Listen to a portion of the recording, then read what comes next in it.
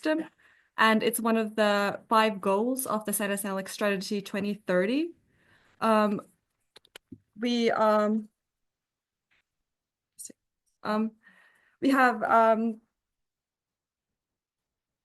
so as already discussed previously today, the European standardization system is based on the national delegation principle, where the national members send experts to participate, but we foresee the participation of SMEs and societal stakeholders in European standardization.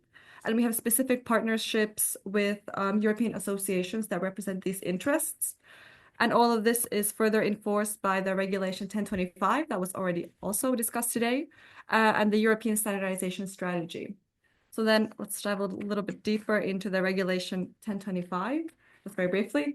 So as we can see here in the Article 5 of the regulation, we, the European Standardization Organization, so CENELEC, shall encourage and facilitate an appropriate representation and effective participation of all relevant stakeholders, including SMEs, consumer organizations, and environmental and societal stakeholders in their standardization activities.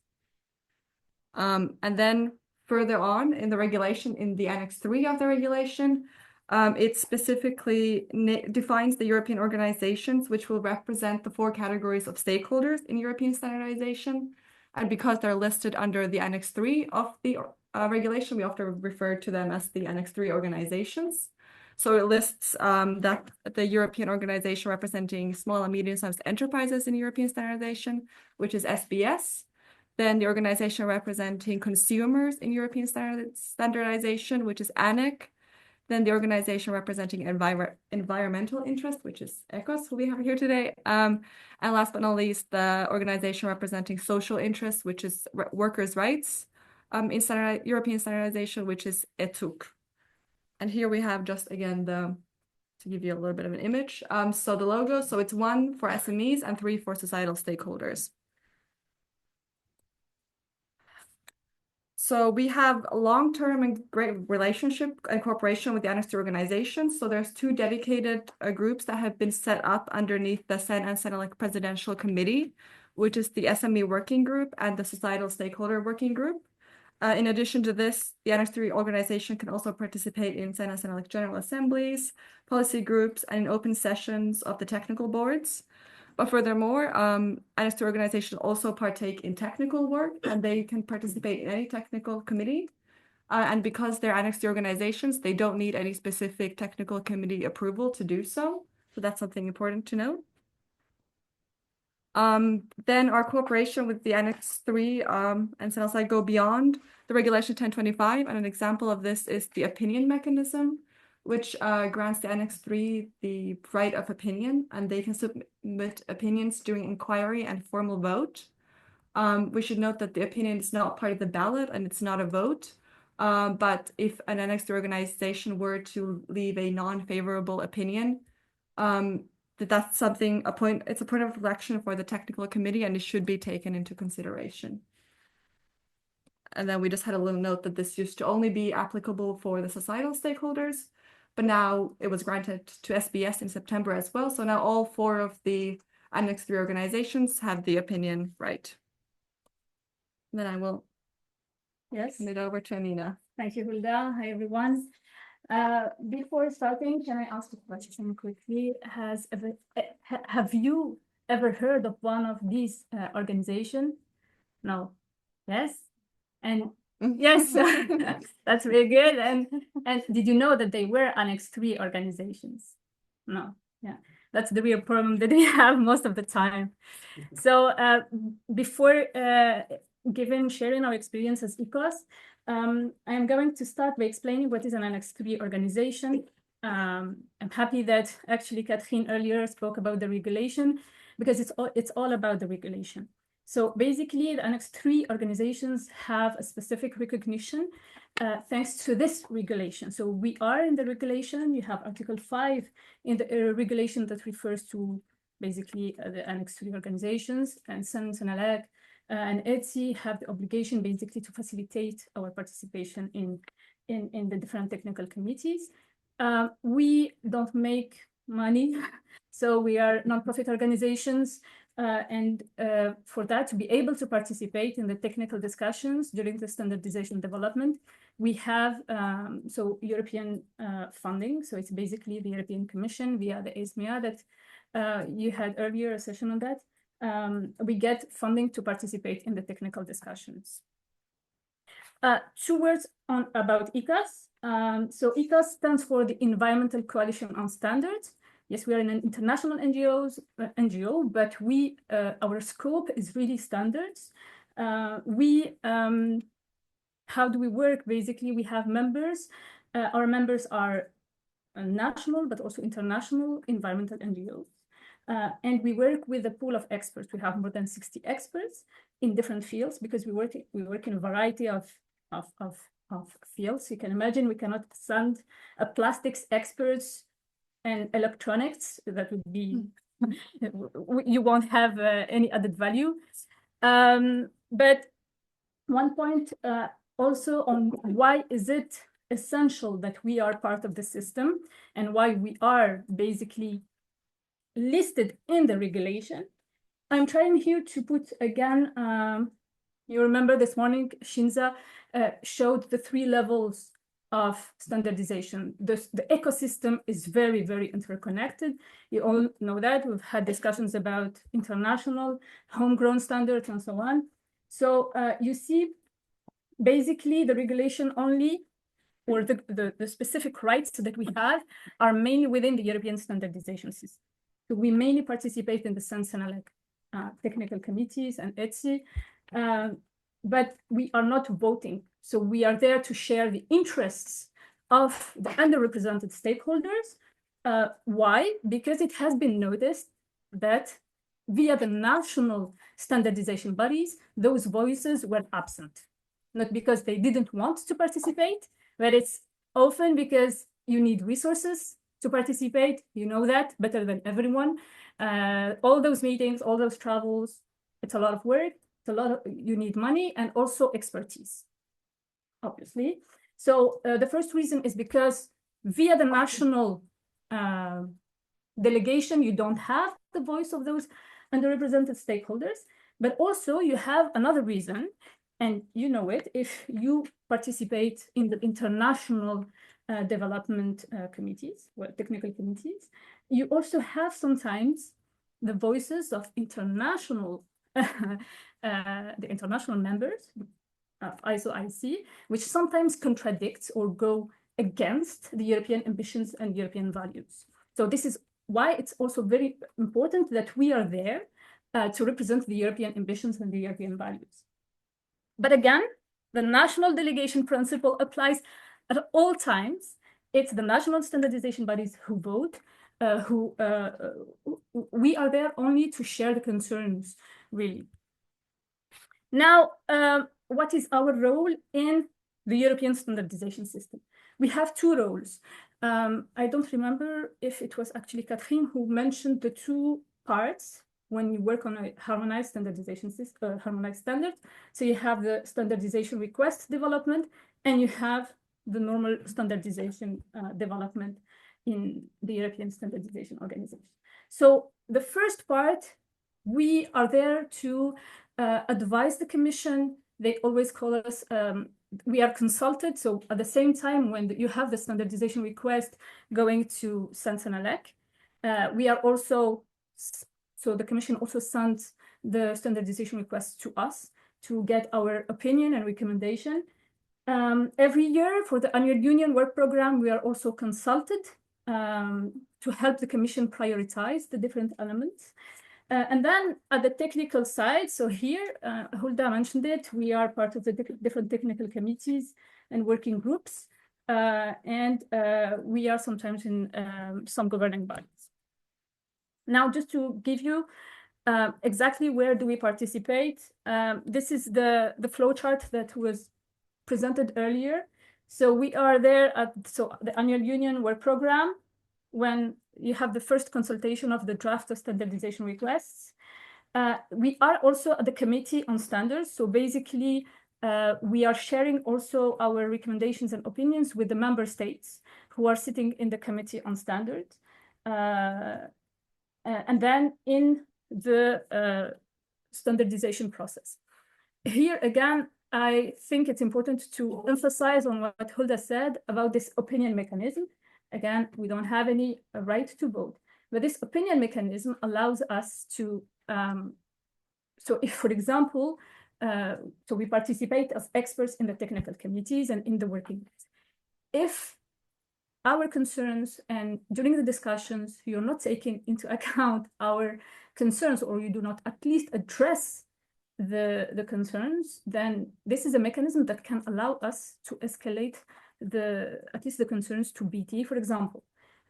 So it's really important that at least you have a discussion and you try to understand. And again, the people who will be sitting in the technical committees are experts in the field. And I don't know who asked about academia earlier. You know, most of our experts also come from academia. And for them, it's the same issue as for the national NGOs. Again, it's a problem of resources. They want to participate in standardization. It's just that they don't have the resource. And then one point on international level, we mentioned the Vienna agreements, the Frankfurt agreements. So sometimes you have those harmonized standards developed at international level. At that level, we as Annex III organization don't have the same rights that we can have here in CENELEC, where we can participate in any technical committee, and we are there early in the process. With ISO and IEC, we have to ask for a liaison request. And sometimes it takes, again, I'm speaking about the harmonized standards, where we have the duty to participate and to make sure that the European concerns are raised. So if we ask for a liaison request, sometimes it takes a long time. And sometimes we are concerned because we see that the national standardization bodies in Europe are not trying to involve us in the discussions early or to support our participation since the beginning. Because again, you remember the question I asked earlier? No one knows that we are Annex III organizations, and we are in the system with member states at commission level and also here. So if our concerns are brought to the table later in the process, we have a problem. Because again, this delays the discussions, this delays the adoption. And you know, you have a standardization request and you have a deadline, we have a time frame. So we have to ensure that the discussions and we are part of the discussions since the beginning. So please, if you are in ISO and you see a liaison request from one of these 4 organizations, remember, we are part of the system and we have to be in there. So please facilitate the participation. Yes. Are you actually able to pick out TCs that are of main interest to you? I can imagine that yes. Priority. We prioritize because again, we have a European funding, but this funding only allows us to participate to a number of technical committees. We're not able to be everywhere. No. We prioritize all the time. And of course, because we are part of the Regulation 1025, our priorities need to be in line with the priorities of Europe, yeah. First of all. And also, we also need to find experts who would be able to. So it depends on a lot of parameters. But yes, we sometimes have to prioritize. And what's then your estimation on your success? How well are you able to find the resources, find the people, and be involved in those? We are involved in a lot of TCs. Again, when you mean success, we are there to share concerns. We are there to provide input. We are there to add value. But again, we are not voting. So at the end of the day, who's taking the decision? It's you. So voting is not the most important thing because you are there to convince people to vote yes, for exactly. the right stuff. And this is why we have to be in the discussions early in the process, right? If we join like close to the inquiry, often, I mean, I was like you, part of the industry in the NSBs, and I know, no, it's too late. Voila, that's the problem. But then again, because it's a harmonized standard, it is very important because we can provide, let's say, not favorable recommendations afterwards, and then can delay the process. And voila, we're all in the same basket, I would say. Especially, again, my emphasis is on harmonized standards. Yes. One question. So I know you, and we actively asked from our GC if you can participate, but there was no response. Does it mean you have no experts? No, this is a problem. When you abstain, it is really a problem. Hopefully now with Hulda and Alberto, we're trying to find solutions, but it is a problem. You cannot abstain, because especially at international arenas, we have the problem that when you have the US, China, and those who have very, especially, I'm speaking again about environment, they have sometimes different models that do not fit to the European models. So it is important that we have discussions to ensure that we have the possibility to have either both models or to raise the concerns here, at least when you have the parallel discussions in synthesis. But yes, don't abstain, please vote. You have the right to vote and support. No, it's not about voting. That we asked if you can join in CENELEC, but so far there was no response. Means you might have no experts for. You ask members of our organization. If yes, we don't have an expert, I think it's not an added value for you. If, for example, me comes to the meeting and I don't know anything about your sector. So of course, when we join, it's also because we know that we can bring an added value. And then if we are requested to provide an opinion, for example, at the Committee on Standard, and we haven't participated in the technical development, there, of course, we're not going to say, no, we are not in favor. While, I mean, yeah, we have to be there, and we have we are also, now, one last point. I know it has been a long day.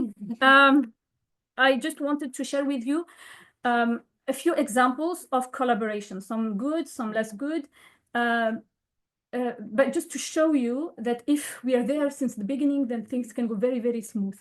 So one is about, so a few years back, we worked on the guidance on material efficiency aspects for eco-design. And because we are also participating here in the political arena, and we've been there for eco-design, we've been really able to connect the dots, because sometimes the industry who participate in the technical committees are not always aware of what's happening in the different regulations. So it helps connecting the dots, and really without any apprehension, the members also, I mean, nominated an ECOS staff and an ECOS expert as a co-convener, and it went very well. And now this guidance is used as an inspiration for all the repair stores out there. So it's just about listening to each other and finding compromises. Another very, very good example of collaboration is one major smart fund. I don't want to mention the name of the company, but reached out to us proactively. And before submitting the new work item, we started working together. And really, in 1 year, we achieved the publication of the standard. So it's all about not delaying our participation in the discussions. We have to be there at the beginning so things can go smooth. But then we have also other sectors where it's more difficult, not because they don't want to collaborate with us, but it's also because of the system. So for example, in the construction sector, you have regulations that have, like, you have the CPR, basically, where the harmonized standards have another. We mentioned that they were voluntary, but for this sector, they are mandatory. You also have, it's a sector that is very, very conservative, but at the same time, it's a sector where the pressure to decarbonize is very high. So they have to work fast, and it's difficult. So they're not because they don't want to work with us, but because of the environment, sometimes the discussions are difficult. and the problem is that then it delays a lot of things. And again, remember, for harmonized standards, we have a timeline, a time frame to respect. It's beneficial to everyone. And that's it. Really key takeaways from our side. Remember, Annex III organizations are part of the regulation, so we have to work together. We send technical experts. Don't worry, you won't have someone who won't be understanding your situations. We don't have the right to vote. Again, it's the national delegation principle that works at all times. We only have the right of opinion. And yes, we are present at each step. So every time CENELEC is consulted, we are also consulted. We are providing our opinion to member states and the Commission, and that's it.